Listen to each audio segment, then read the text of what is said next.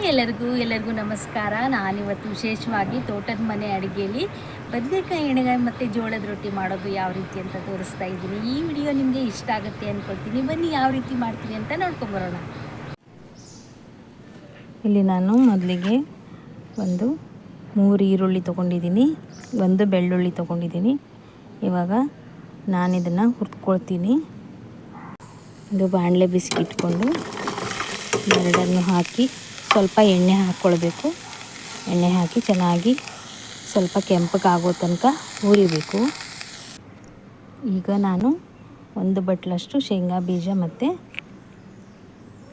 1/4 ಬಟ್ಲಷ್ಟು ಎಳ್ಳನ್ನು, ಬಿಳಿ ಎಳ್ಳನ್ನು ತೊಗೊಂಡಿದ್ದೀನಿ. ಇದನ್ನು ಹುರಿದು ತೊಗೊಳ್ತೀನಿ. ಇಲ್ಲಿ ಮಸಾಲೆ ರೆಡಿ ಮಾಡ್ಕೊಳ್ತಾ ಇದ್ದೀನಿ. ಮಸಾಲೆ ಅರಿಲಿಕ್ಕೆ ನಾನು ಈರುಳ್ಳಿ, ಬೆಳ್ಳುಳ್ಳಿ ಹುರಿದು ತೊಗೊಂಡಿದ್ದೀನಿ. ಶುಂಠಿ ಸ್ವಲ್ಪ, ತೆಂಗಿನಕಾಯಿ, ಇದು ಗರಂ ಮಸಾಲ, ಹಾಗೆ ಸ್ವಲ್ಪ ಕೊತ್ತಂಬರಿ ಸೊಪ್ಪು ಮತ್ತು ಸ್ವಲ್ಪ ಬೆಲ್ಲ ತಗೊಳ್ಬೇಕು. ಹಾಗೆ ಹುಳಿಗೆ ಒಂಚೂರು ಹುಣಸೆಹಣ್ಣು ಹಾಕ್ತಾಯಿದ್ದೀನಿ.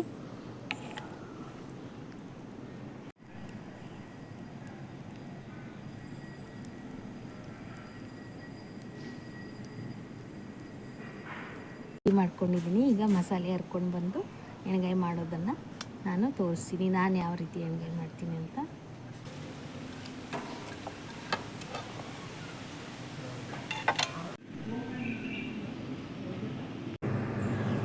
ಇಲ್ಲಿ ಬದನೆಕಾಯಿ ಎಣ್ಣೆಗಾಯಿಗೆ ನಾನು ಮಸಾಲೆ ಅರೆದು ತೊಗೊಂಡಿದ್ದೀನಿ. ನಂತರ ಉಪ್ಪು, ಖಾರದ ಪುಡಿ, ಅರಿಶಿನ ಪುಡಿ, ಕೊತ್ತಂಬರಿ ಪುಡಿಯನ್ನು ತೊಗೊಂಡಿದ್ದೀನಿ. ಮತ್ತು ಇಲ್ಲಿ ಶೇಂಗಾ ಮತ್ತು ಬಿಳಿ ಎಳ್ಳನ್ನು ಹುರಿದು ಪುಡಿ ಮಾಡಿ ತೊಗೊಂಡಿದ್ದೀನಿ.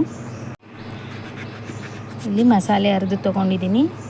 ನಂತರ ಇಲ್ಲಿ ಶೇಂಗಾ ಬೀಜ, ಬಿಳಿ ಎಳ್ಳನ್ನು ಹುರಿದು ಪುಡಿ ಮಾಡಿ ತೊಗೊಂಡಿದ್ದೀನಿ. ಕೊತ್ತಂಬರಿ ಪುಡಿ, ಅರಿಶಿನ ಪುಡಿ, ಖಾರದ ಪುಡಿ, ಹಾಗೆ ಉಪ್ಪನ್ನು ತೊಗೊಂಡಿದ್ದೀನಿ. ಇವಾಗ ಬದನೆಕಾಯಿಗೆ ಈ ರೀತಿಯಾಗಿ ಇದಕ್ಕೆ ಮಸಾಲೆ ಹಾಕಿ ನಂತರ ನಾನು ಒಗ್ಗರಣೆ ಮಾಡ್ಕೊಳ್ತೀನಿ.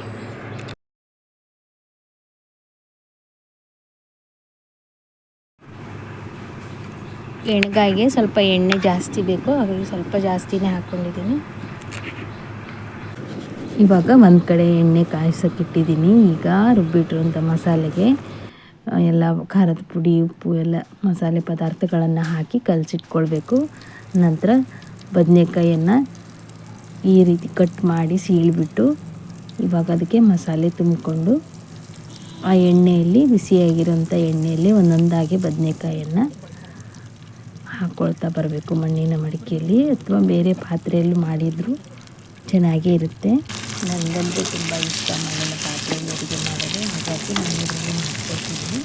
ಇವಾಗ ಸ್ವಲ್ಪ ಎಣ್ಣೆಯಲ್ಲೇ ಫ್ರೈ ಮಾಡ್ಕೊಳ್ಬೇಕು ಬದನೆಕಾಯಿಯನ್ನು.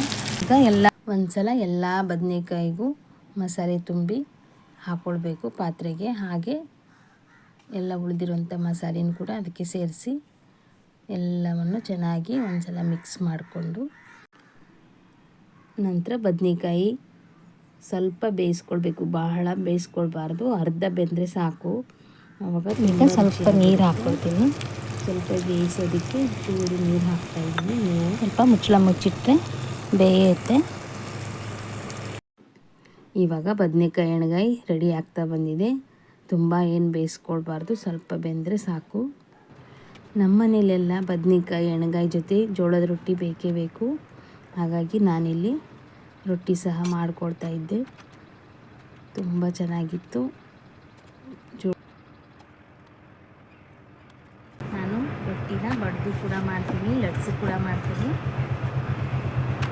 ಜೋಳದ ರೊಟ್ಟಿ ರೆಸಿಪಿ ಯಾವ ರೀತಿ ಮಾಡೋದು ಅಂತ ಬೇಕಿದ್ದರೆ ನೀವು ಕಮೆಂಟ್ ಮಾಡ್ಬೋದು. ನಾನು ತೋರಿಸ್ಕೊಡ್ತೀನಿ ಯಾವ ರೀತಿ ಮಾಡೋದು.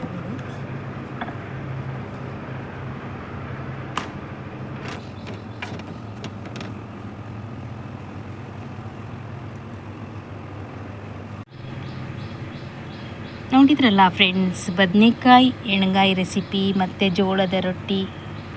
ಇದು ಈರುಳ್ಳಿ ಟೊಮೆಟೊ ಪಚಡಿ ಅಂತ ಹೇಳ್ತೀವಿ, ಉತ್ತರ ಕರ್ನಾಟಕದ ರೆಸಿಪಿ. ಇದು ತುಂಬ ಚೆನ್ನಾಗಿರುತ್ತೆ. ಈ ರೀತಿಯಾಗಿ ಆರೋಗ್ಯಕರವಾದ ಅಡುಗೆಯನ್ನು ಊಟ ಮಾಡಿದರೆ ಆರೋಗ್ಯಕ್ಕೂ ತುಂಬ ಒಳ್ಳೆಯದು. ನೋಡಿದ್ರಲ್ಲ, ಈ ರೆಸಿಪಿ ನಿಮಗೆ ಇಷ್ಟ ಆಗಿದೆ ಅಂದ್ಕೊಳ್ತೀನಿ. ಇಷ್ಟ ಆಗಿದ್ದರೆ ನೀವು ಮಾಡಿಕೊಂಡು ಊಟ ಮಾಡ್ಬೋದು. ಫ್ರೆಂಡ್ಸ್, ನೋಡಿದ್ರಲ್ಲ, ತೋಟದ ಮನೆಯಲ್ಲಿ ನಾನಿವತ್ತು ಬದನೆಕಾಯಿ ಎಣ್ಣೆಗಾಯಿ ಮತ್ತು ಜೋಳದ ರೊಟ್ಟಿ ಮಾಡಿದ್ದೀನಿ. ಈ ರೆಸಿಪಿ ನಿಮಗೆ ಇಷ್ಟ ಆಗಿದೆ ಇಷ್ಟ ಆಗಿದ್ದರೆ ಲೈಕ್ ಮಾಡಿ, ಶೇರ್ ಮಾಡಿ, ಸಬ್ಸ್ಕ್ರೈಬ್ ಮಾಡೋದನ್ನು ಮರಿಬೇಡಿ. ಪೂರ್ತಿಯಾಗಿ ವಿಡಿಯೋ ನೋಡಿದ್ದಕ್ಕಾಗಿ ಧನ್ಯವಾದಗಳು.